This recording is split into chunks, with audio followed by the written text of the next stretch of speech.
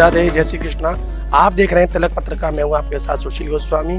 आज हम ब्रज मंडल के सबसे प्रमुख तीर्थों में से एक वृंदा देवी कुंड पर मौजूद हैं, जो कि नाम से ही अपने आप में समझ में आ रहा। वृंदा का मतलब तुलसी, और समूचा ब्रज 84 कोस वृंदावनी कहा जाता है। यहाँ वृंदा देवी का दर्शन है, वृंदा देवी के नाम पर कुंड है। लेकिन यहाँ की क्या महिमा है, पूरे ब्रज में वृंदा देवी का एकमात्र नंदगांव में ही मंदिर क्यों है, ये सब बताने के लिए मेरे साथ है मंदिर के सेवायत पुजारी हैं। आइए इनसे जाने यहाँ की महिमा और यहाँ का इतिहास। आपका शुभ नाम? मेरा नाम राधा रमन शास्त्री। शास्त्री जी, ये जो वृंदा देवी है नंदगांव में, इनकी क्या महिमा है, शास्त्रों में कहाँ कहाँ इनका उल्लेख मिलता है, और भगवान राधा कृष्ण की लीला से क्या संबंध है? जी भैया वृंदा माने तुलसी महाराज। जैसे नंदगांव में नंद लाला का घर है और बरसाना श्री लाडली जी का निवास स्थल है, उसी तरह से वृंदा कुंड तुलसी महारानी का घर है। तो राधा रानी हमारे ब्रज की रानी है और कृष्ण हमारे ब्रज के राजा है और तुलसी महारानी ब्रज की अध्यक्षा है। तो संपूर्ण विश्व में तुलसी महारानी वृक्ष के रूप में निवास करती है, सभी घरों में हिंदू वांग्मय के। लेकिन संपूर्ण ब्रज में ही क्या, संपूर्ण विश्व में तुलसी महारानी दो जगह प्रत्यक्ष रूप से विराजती है। एक तो वृंदा कुंड और दूसरे काम्य वन में, जो कि आदि वृंदावन धाम है। वास्तव में यदि देखा जाए तो केवल एक सिटी को ही हम वृंदावन नहीं कहते, ये संपूर्ण 84 कोस ब्रजमंडल धाम ही वृंदावन है। वनम वृंदावनम नाम पशव्यम नवकाननम गोप गोपी गवाम सेव्यम पुण्याद्रि तृणवीरुधम।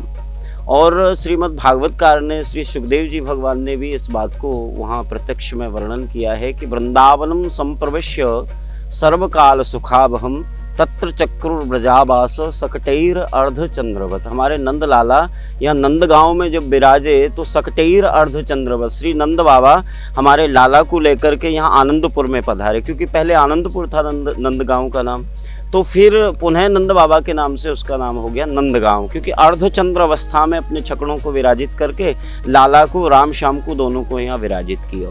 तो वृंदा देवी तुलसी महारानी, राधा रानी और श्याम सुंदर की पिए समझ सकते हैं आप, क्योंकि ब्रज में 8 जगह राधा कृष्ण की नित्य विहार होता है, नित्य लीला। ब्रज में 2 तरह से लीला होती है भैया जी। एक तो लाला की नित्य निकुंज लीला, दूसरी श्री श्याम सुंदर गौचारण लीला करते हैं। तो उस निकुंज लीला का जो सर्वप्रथम स्थल है वो वृंदा कुंड है। यहाँ आप देख रहे हैं इस कैंपस में 2 कुंड हैं, वृंदा कुंड और गुप्त कुंड।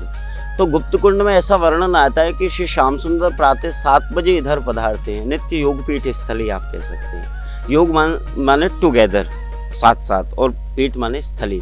तो राधा रानी इधर 7 बजे नित्य पधारती हैं नंद भवन से। बरसाना आती हैं पहले, बरसाना से नंदगांव आती हैं पहले, और नंदगांव से फिर इधर पधारती हैं गुप्त कुंड में, वृंदा कुंड में।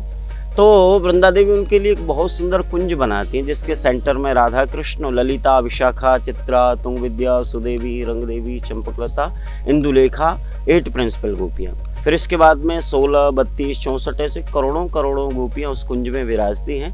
तो वृंदा देवी सब गोपियों को सेवा प्रदान करती है। जैसे अष्ट प्रमुख गोपियाँ, उनका सेवा तो है ही है, बटा हुआ है कि कौन सी गोपी क्या लाडली जी के लिए सेवा करेगी। लेकिन उनके अलावा जो और अन्य गोपियाँ हैं, उन सबको कि किस गोपी किस कलर का ड्रेस पहनेगी, कौन गोपी नृत्य करेगी, कौन गायन करेगी, कौन लोग ब्रजवास करेंगे, तो ये सब व्यवस्था वृंदा देवी करती है। आप वृंदा कुंड को ब्रजलीला प्लानिंग कमीशन भी कह सकते हैं, ब्रज का पार्लियामेंट भी आप कह सकते हैं। तो वृंदा देवी के अभी आप दर्शन किए तो वृंदा देवी को आपने देखा, उनके एक हाथ में आशीर्वाद है, दूसरे हाथ में उनको कमल के ऊपर एक तोता है।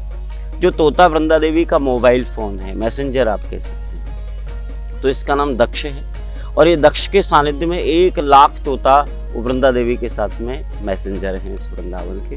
तो लाडली जी हमारी वृंदा देवी को इतना लाइक करती हैं, श्याम सुंदर इतना लाइक करते हैं तुलसी महारानी को, कि जब तक वो सामने नहीं आती भोग भी भगवान ग्रहण नहीं करते, है ना। इसलिए तुलसी हमारे लिए बहुत आवश्यक है। और हमारे गले में तुलसी महारानी, जैसे ये मंगलसूत्र, एक सौभाग्यवती माँ का सौभाग्य जैसे मंगलसूत्र होता है, ऐसे भक्तों का सौभाग्य सूत्र ये तुलसी माला है। हम जब भी तुलसी के माध्यम से ग्रहण करते हैं। क्यों इतनी जरूरी है हमारे जीवन में तुलसी? क्योंकि वृंदाय तुलसी देव्याय प्रियाय केशवस्य च कृष्ण भक्ति प्रद देवी सत्यवती नमो नमः। आप सीधा सीधा ये समझ सकते हैं कि क्वचित तुलसी कल्याणी गोविंद चरण प्रिय। श्री ठाकुर जी के चरण कमल में जब तक आप तुलसी नहीं चढ़ाएंगे तब तक भगवान आपकी पूजा भी ग्रहण नहीं करते।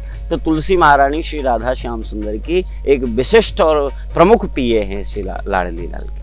तो तिलक पत्रिका के दर्शकों से हम यही कहेंगे कि ब्रज में जब आप आए दर्शन करने तो आपके मन में होगा कि हम वृंदावन जाएं, लेकिन वृंदावन वर्तमान में जो है मथुरा से 12 किलोमीटर की दूर पर वो एक शहर मात्र है। लेकिन असली जो वृंदावन है, असली वृंदा देवी का जो मंदिर है और जो वृंदा देवी का स्वरूप है वो सिर्फ अब नंदगांव में, जैसा शास्त्री जी ने बताया कि ब्रज में सिर्फ 2 जगह वृंदा देवी के मंदिर है, एक नंदगांव में और एक नंदगांव से सटे हुए राजस्थान सीमा के अंतर्गत आने वाले कामवन में।